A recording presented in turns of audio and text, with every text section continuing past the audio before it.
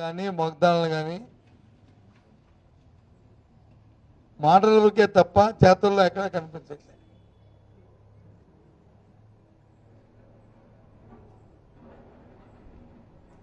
Super 6 అని ఏదైతే చెప్పారో అదైతే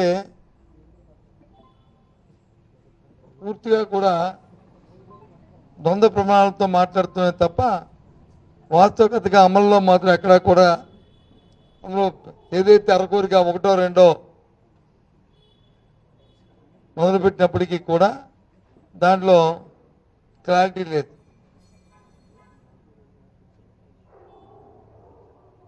ఈవెన్ తల్లికి వందనం ఇచ్చినప్పటికీ కూడా ఈ రోజుకి కూడా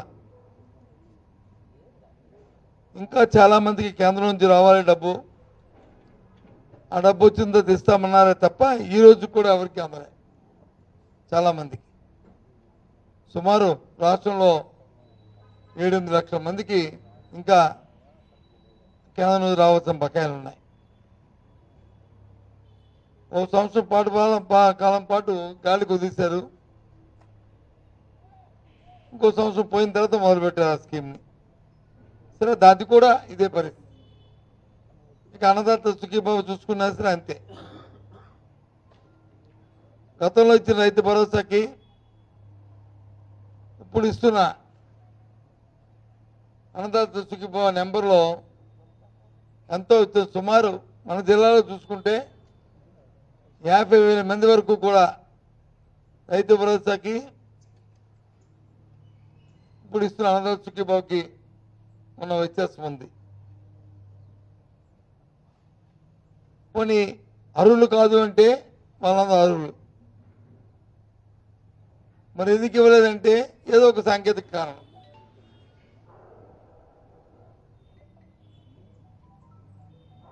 మొన్న హఠాత్తుగా పెట్టిన స్కీమ్ ఏదైతే ఉందో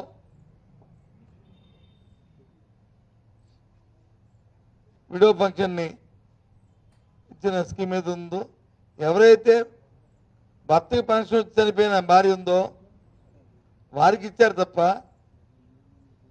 ప్రభుత్వం ఏర్పడే 14 నెలలు అయినప్పటికీ కూడా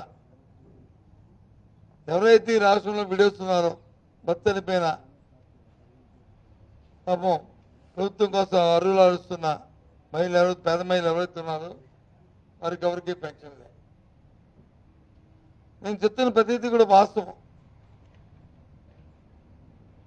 ఎక్కడా కూడా అందులో లే. ఇక పేదవాడికి ఉన్న పథకాలు తీసుకుంటే ఎన్ఆర్జీఎస్ ఏదైతుందో పనికి 6 పథకం ఇప్పటికి వచ్చి వేజెస్ సుమారు 8 వారాలు అయిపోతుంది. వేజెస్ కూడా ఇవ్వలే. కొత్తగా నిన్న మొన్న మళ్ళీ మొదలుపెట్టారు వికలాంగుల పెన్షన్ వెరిఫికేషన్. అది అన్నదరికి ఇమ్మని మేము చెప్పట్లే. అర్హులైన వారికి కూడా ఏదో ముక్కుబడిగా సర్టిఫికేట్లు ఏదో ఉత్తిపందానికి ఇస్తున్నట్లు, దాన ధర్మానికి ఇస్తున్నట్లు ఇవాళ కార్యక్రమం చేస్తున్నారు. ఇవన్నిటితో పాటు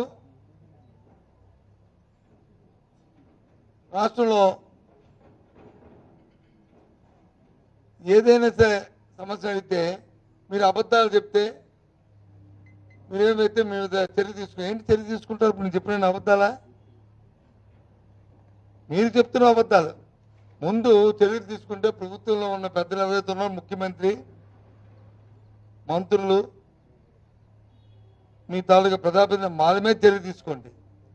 మీ తాటాకు చెప్పులకి ఎవరు భయపడిపోయేది ఎవరు లేరు. ఇక్కడ చర్య తీసుకుంటాం. ఏం చర్య తీసుకుంటాం? మీరేం చెప్పారు స్టీల్ ప్లాంట్ గురించి? ఇవాళ స్టీల్ ప్లాంట్లు వచ్చి 32 డిపార్ట్మెంట్ వచ్చి ప్రైవేటైజేషన్ చేస్తుంటే దాని మీ తాలూకా క్లారిటీ ఏంటి? మీ తాలూకా విధానం ఏంటి?